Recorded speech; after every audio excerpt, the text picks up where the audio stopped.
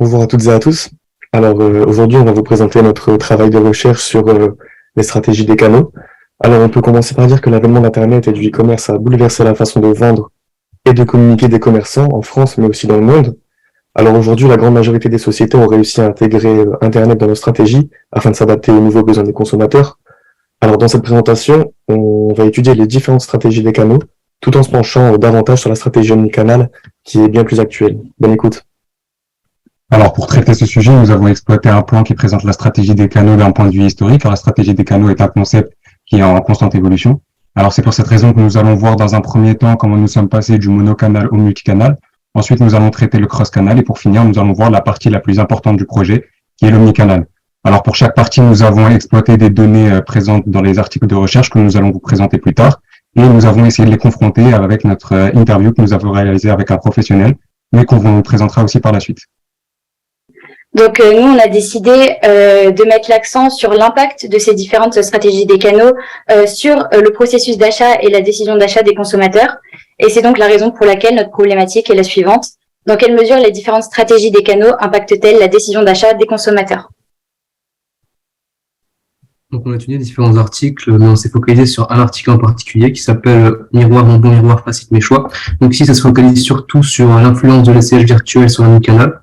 Et pour ce qui est du coup de notre interview, on a décidé d'interviewer Alex Deslay, qui est maître conférencier à Lille. Et ce qui était intéressant pour nous, c'est qu'il avait à la fois une approche théorique, étant donné qu'il est enseignant-chercheur, mais également une approche qu'il a pu avoir et expérimenter sur le terrain en ayant travaillé dans l'omnicanal avec de grands groupes dans la distribution, comme par exemple Auchan. Alors, pour commencer cette présentation, nous allons voir comment nous sommes passés du mono au multicanal. Et dans un premier temps, on va essayer de définir ce qu'est le monocanal. Donc, selon le CAT, le monocanal signifie qu'un client utilise un seul canal pour un voire tous les types de transactions et de manière plus précise pour un ou plusieurs types d'opérations au sein de la même phase ou de différentes phases de transaction. Alors, dans un second temps, par la suite, dans les années 90, est apparue la dimension qui est plus liée au multicanal avec l'apparition de tout ce qui est Internet et commerce en ligne. Du coup, les entreprises, elles ont commencé à explorer différents canaux de vente pour atteindre les clients de manière plus efficace. Et pour ce faire, ces dernières ont exploité les canaux les plus utilisés de l'époque, tels que les magasins physiques, les catalogues, la télévision, la radio, mais aussi certains médias en ligne. Alors donc, selon Van Imst, le multicanal, c'est tout simplement une stratégie qui consiste à proposer plusieurs canaux pour commercialiser les produits et services d'une entreprise, et l'objectif étant de desservir différents segments de consommateurs. Donc, on va le voir par la suite, mais la spécificité du multicanal, c'est que les différents canaux sont encore traités indépendamment les unes des autres. Mais malgré cela, cette stratégie multicanal, elle présente plusieurs avantages, et ce, que ce soit pour les entreprises, mais aussi pour les consommateurs. Et c'est pour cette raison que dans les années 2000, le multicanal, c'est devenu une stratégie qui était importante, voire primordiale, pour toutes les entreprises. Du coup, on va voir dans un premier temps les avantages pour les consommateurs. Cette stratégie des canaux, elle permet donc d'offrir une expérience client qui est plus personnalisée, et adaptée aux préférences individuelles. De plus, la dimension multicanal permet aux consommateurs de comparer les produits de l'entreprise A avec ses concurrents. Et du coup, ça permet aux consommateurs d'être plus à l'aise lors de son parcours d'achat. Et enfin, les consommateurs, ils peuvent aussi utiliser plusieurs canaux pour effectuer des achats, par exemple en recherchant des produits en ligne et en les achetant directement en magasin. Et on appelle ça le click and mortar. Donc là, nous avons vu les avantages pour les consommateurs, mais il y en a aussi pas mal pour les entreprises. Notamment le fait d'améliorer la relation client et ce en augmentant leur présence physique et en ligne. Et l'objectif des entreprises est d'accompagner les consommateurs dans tout le parcours d'achat. Et ben ça, c'est possible justement grâce au multicanal. En plus, une stratégie multicanal permet à l'entreprise d'augmenter sa portée vers plus de clients et ainsi de diversifier toutes ses sources de revenus. Et pour finir, le troisième avantage qui est très important, c'est tout simplement la collecte de données personnelles ou plutôt la collecte de données qui vont, on va dire, plus précieuses sur tout ce qui est comportement d'achat des consommateurs. Alors, malgré tous les avantages qu'on vient d'exposer, il y a quand même certaines limites, notamment la nécessité de synchroniser les stocks, les prix et les promotions à travers les différents canaux. Alors, en plus de ça, l'entreprise doit aussi répondre rapidement aux demandes des clients et harmoniser la présentation de la marque à travers tous les canaux utilisés. Donc, elle fournit une charge de travail qui est plus importante. Il y a aussi des risques de communication incohérente, comme par exemple des promotions qui sont mal comprises ou des prix différents pour une même entreprise. Et du coup, ça mène directement, ça peut nuire à l'image de marque ou à la crédibilité de la marque. Et donc maintenant, on va voir comment Monsieur Deslay, ce que pense Monsieur Deslay du multicanal. Dans le multicanal, on n'a pas de connexion forcément au niveau système d'information ou autre, donc du coup on peut avoir des prix différents. C'est pas la même manière de s'organiser. Et encore aujourd'hui, on a beaucoup de distributeurs qui ont des touchpoints omnicanaux, mais qui, encore une fois, dans leur système d'information ou autre, en fait, sont multicanal encore dans leur organisation. Mais après, ce qui est normal, ce sont des très grosses structures aussi, donc c'est assez complexe à faire bouger. Donc, en conformité avec nos recherches et l'article de recherche, Alex Exley met l'accent sur le fait que beaucoup d'entreprises utilisent déjà cette stratégie, notamment les grands groupes. C'est donc devenu la norme pour augmenter son audience. Cependant, c'est une stratégie qui nécessite une harmonisation des canaux, du mode de fonctionnement des canaux. Alors, au niveau de l'analyse du contenu, on a mis en évidence des verbatims dominants. Donc, il y a par exemple le parcours d'achat qui revient 8 fois. Ensuite, il dit qu'il n'y a pas de connexion au système d'information ou encore que les canaux ne communiquent pas entre eux. C'est alors en analysant ces verbatims qu'on se dit qu'on voit que M. Deslay met l'accent sur la nécessité d'une harmonisation des canaux. Alors maintenant, on va passer du multicanal au cross-canal. Donc, comme on a dit, le multicanal a pour but d'avoir plusieurs canaux, mais chacun d'entre eux a un fonctionnement indépendant et il n'y a aucune interaction entre eux.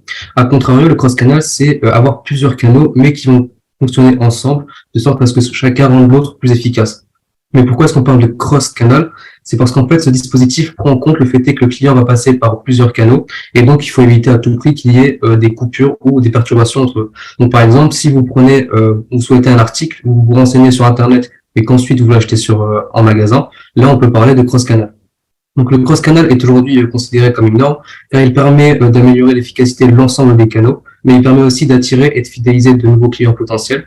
Donc la stratégie généralement est efficace, mais il faut compter 3 enjeux. Donc le premier enjeu, c'est qu'il faut qu'il y ait une synergie entre les canaux dits physiques et les canaux en ligne. Donc il faut s'assurer qu'il y ait une bonne cohésion entre les deux types de canaux, car ils doivent être prêts à s'adapter au parcours d'achat du client. Et il faut à tout prix éviter qu'il y ait une distinction entre eux, car ça peut perturber le client et le pousser du coup à éviter un canal, donc ce qui représente une perte d'investissement pour l'entreprise, voire à arrêter son expérience d'achat tout court. Donc si par exemple on a une entreprise qui est dotée de très jolies boutiques, mais qui a un site web qui est totalement obsolète, ça va forcément perturber le client. Le deuxième enjeu, c'est de maîtriser la croissance de la part du e-commerce. Donc aujourd'hui, le e-commerce, c'est le canal majeur, et donc pour certains secteurs, c'est l'omnicanal qui l'utilise, ce qui fait qu'on va à tout prix se focaliser sur l'ensemble des canaux, car dans le cas où le canal e-commerce, donc le canal web, venait à avoir un dysfonctionnement, ça pourrait impacter de façon majoritaire le reste des canaux. Le dernier point, c'est qu'il faut éviter à tout prix la cannibalisation des canaux. Donc ça, généralement, le problème, c'est lorsqu'il y a un manque de communication interne, et petit à petit, on se rend compte que les canaux vont se faire concurrence. Donc pour vous citer un exemple, si vous avez un produit qui est disponible à la fois sur le site internet et à la fois dans les magasins en ligne et que vous mettez une promotion uniquement sur le canal web, les clients seront plutôt tentés d'aller vers le canal web, ce qui fait perdre du coup en chiffre d'affaires sur le point de vente physique, alors que si vous travaillez conjointement et que vous mettez la promotion sur les deux canaux, à la fois vous satisferez l'ensemble de vos clients, mais vous pourrez aussi attirer de nouveaux clients sur les deux canaux. Donc, une fois que ces deux enjeux sont pris en compte, il faut collecter les données du coup de chaque canal, les analyser et voir s'il n'y a pas des améliorations à faire pour ceux qui sont moins performants que les autres. Donc, sur cette question, on a demandé à M. Deslay comment s'agence la complémentarité des canaux dans une stratégie cross-canal et on vous laisse écouter sa réponse. Quand on passe dans une stratégie où on veut croiser les canaux, on peut aussi avoir des réticences, des freins au changement de la part du personnel en contact. Donc, c'était notamment dans le cadre de mon expérience à Auchan. Et donc dans ce cas-ci en fait spécifique, on a des employés libre-service ou des vendeurs qui ont en moyenne 20 ans d'ancienneté, ils peuvent en avoir plus. Et donc intégrer de la technologie en magasin, donc faut vraiment leur expliquer pourquoi. Et donc je pense qu'il y a la dimension managériale qui est déjà à prendre en compte, la dimension système d'information aussi, parce qu'effectivement quand on parle de retailer aussi, bien souvent c'est eux qui adoptent ces stratégies-là. Donc, selon Alex Deslay, dans une stratégie cross-canal, il faut vraiment prendre plusieurs facteurs en compte, surtout un facteur qui est plutôt managérial, mais aussi informationnel. Donc, il parle plusieurs fois donc à cette reprise de système d'information qui est une notion clé dans une stratégie cross-canal. Il faut également prendre des facteurs techniques, mais aussi en termes de marketing, de communication, bien sûr. Il met également l'accent donc sur le parcours d'achat, le parcours client qui est vraiment essentiel dans une stratégie cross-canal, ainsi que dans les autres stratégies d'ailleurs. Et il relève deux risques dans cette stratégie. Donc d'abord en termes de coûts, bien sûr, mais aussi au niveau du personnel. Donc il évoque certaines réticences au changement. Donc lui, c'est plutôt dans le cadre de la distribution, de la grande distribution, mais ça s'applique à bien d'autres secteurs. Donc il parle de certaines résistances quant au fait d'intégrer la technologie et de nouvelles technologies en magasin. Et donc, la citation qu'on peut retenir, c'est que dans une stratégie cross-canal, il s'agit de toucher les bons clients à travers tous les différents canaux. On s'intéresse maintenant à la stratégie omnicanal. Alors, il existe maintenant un dispositif plus pertinent à mettre en œuvre qui vise à lier de multiples points de contact, numériques ou non, qu'une entreprise utilise de manière active pour rentrer en contact avec ses clients et prospects, mais aussi les accompagner dans leur parcours d'achat. Alors, cette stratégie présente plusieurs caractéristiques. Tout d'abord, il y a la liaison entre les différents points de contact durant le parcours d'achat. Par exemple, le consommateur va consulter un produit sur Internet avant de l'essayer en boutique physique. Et d'autre part, on retrouve aussi l'utilisation simultanée donc de différents canaux, à la fois online et offline. Alors concrètement, qu'est-ce que peut être un parcours d'achat omnicanal? Alors d'abord, le consommateur va interagir avec une borne classique ou interactive, par exemple, se trouvant en boutique. Et donc le numérique et le non numérique sont alors utilisés simultanément. Donc de multiples points de contact mis à disposition tout au long du parcours client vont alors, on l'espère, influencer positivement les consommateurs en les confortant dans leur décision d'achat. Un des outils permettant d'optimiser sa stratégie omnicanal, c'est l'utilisation du phygital. Alors le phygital, c'est un élément clé dans une stratégie omnicanal. Ça se définit comme la digitalisation des points de vente ou alors la mise en place de solutions digitales au sein même d'une boutique physique. Pour mettre au point un dispositif phygital, on peut se servir de plusieurs outils. Tout d'abord, il y a les bornes interactives, très présentes dans le secteur de la restauration rapide. Ensuite, l'utilisation d'applications mobiles au sein même d'une boutique physique, dont Ikea le fait très bien. Par exemple, avec leur application permettant de scanner directement les produits et de les payer sur son smartphone, en totale autonomie. Il y a aussi des tablettes vendeurs, la réalité augmentée, ou alors encore le clienteling. Alors ça, Apple l'utilise très bien, par exemple, quand on va faire réparer son téléphone, les vendeurs sont là à nous accompagner avec des tablettes pour nous dire où aller, comment faire. Donc c'est vraiment l'utilisation d'un outil numérique au sein d'une boutique physique. Alors la stratégie phygitale a plusieurs avantages. D'abord, l'interdépendance des canaux qui fluidifie l'expérience client. Ça va aider à attirer des clients en améliorant le parcours d'achat, mais ça va aussi attirer une clientèle familière ou non avec le numérique, donc une plus grosse clientèle. Ensuite, au niveau des principaux inconvénients, donc la stratégie doit s'adapter au type d'achat, réfléchi ou non. Alors on pense notamment à une bande d'achat qui va nous donner des informations sur un produit de revêtement de surface ou des choses comme ça, donc un achat assez technique. Le consommateur ne va pas réussir à acheter lui-même, il aura besoin d'un vendeur. Et donc du coup, ça nécessite l'assistance d'un vendeur. Et également leur formation, parce qu'il ne faut pas qu'il tombe sur un client mieux informé qu'eux, par exemple. Et enfin, la mise en place de dispositifs digitaux nécessite des coûts énormes qui ne sont pas à négliger non plus. Donc désormais, on va faire un focus sur notre article de recherche qui illustre parfaitement comment s'applique une stratégie omnicanal. Alors il s'intitule « Miroir mon beau miroir, facilite mes choix, l'influence de l'essayage virtuel sur l'omnicanal ». En fait, dans cet article, les auteurs ont tenté de répondre à la problématique suivante. Donc, dans quelle mesure l'essayage virtuel en réalité augmentée influence l'efficience du processus de décision lors des différentes expériences de magasinage, donc des expériences dont on va vous parler plus tard. Donc, à présent, on va vous parler des théories utilisées dans le cadre des recherches cross-canal. Donc, dans la littérature, l'essayage virtuel correspond aux solutions, notamment technologiques, pour rapprocher l'expérience virtuelle d'une expérience réelle et faciliter la prise de décision. Ensuite, dans un second temps, je vais définir ce qu'est la réalité augmentée. Donc, la réalité augmentée consiste à transformer la réalité physique en supposant des éléments virtuels directement dans l'environnement en temps réel. Par contre, si on prend la réalité augmentée et qu'on l'applique dans un contexte d'essayage virtuel, à ce moment-là, la réalité augmentée correspond à un outil parmi les nouvelles générations d'aide à la vente ou à l'achat, défini comme ayant le potentiel d'assister le consommateur dans sa prise de décision d'achat, en améliorant la qualité de son choix et en réduisant simultanément l'effort requis pour prendre cette décision. Alors, à présent, nous allons faire un focus sur notre article de recherche et je vais vous présenter la méthodologie employée pour étudier nos théories. Alors, les chercheurs ont décidé de réaliser une enquête quantitative auprès de 205 répondants Et leur objectif était de mesurer l'influence de l'expérience d'essayage virtuel en réalité augmentée selon 3 types d'expériences.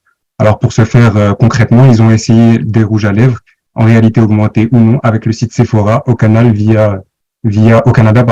via le module Virtual Artist ou le site classique. Donc concrètement, il y a eu 3 types d'expériences qui ont été réalisées. Donc la première, c'était une expérience 100% en ligne.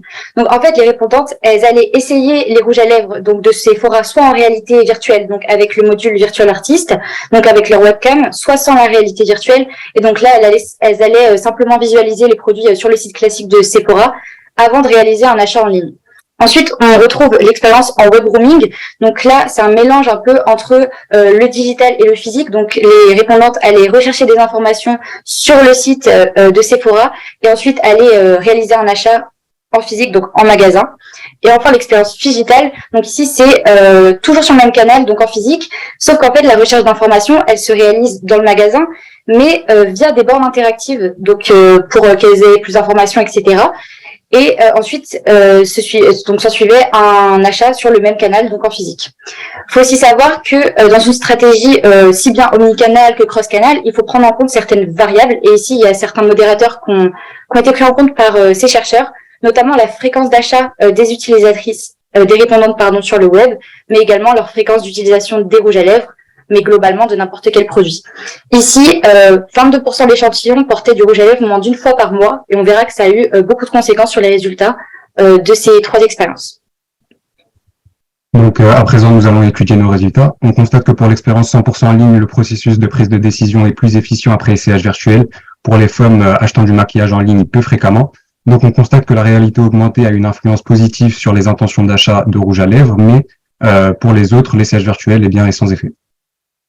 En ce qui concerne l'expérience en web roaming, donc toujours dans une stratégie omnicanal, les résultats ils sont plutôt contrastés. En fait, l'essayage virtuel, il va faciliter le processus de décision, mais seulement pour celles qui portent peu de rouge à lèvres, donc comme je vous l'ai dit, pour 22% de l'échantillon.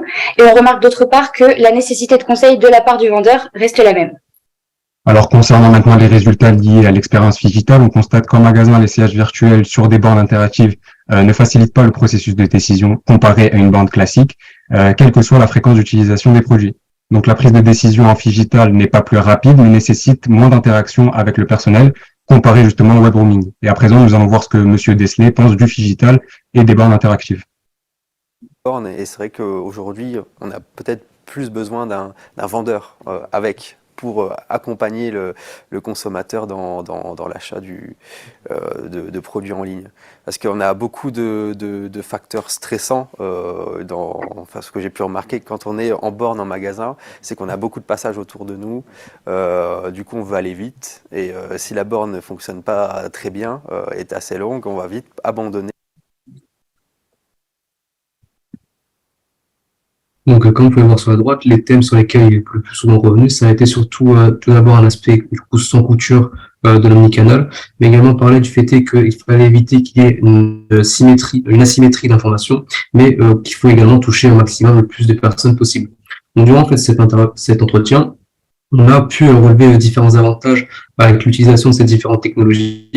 Donc, tout d'abord, on parle de l'aspect pratique. Donc, ça permet d'éviter de se déplacer pour essayer le produit, ce qui va du coup qui va réduire le risque de frustration des clients s'ils se déplacent en magasin et que le produit ne lui plaît pas. Mais il y a aussi le fait que dans le e-commerce, on propose également énormément de produits et en essayant du coup à travers par exemple l'essayage virtuel, le client peut déjà filtrer les produits qui l'intéressent et une fois arrivé en magasin, il pourra directement les essayer.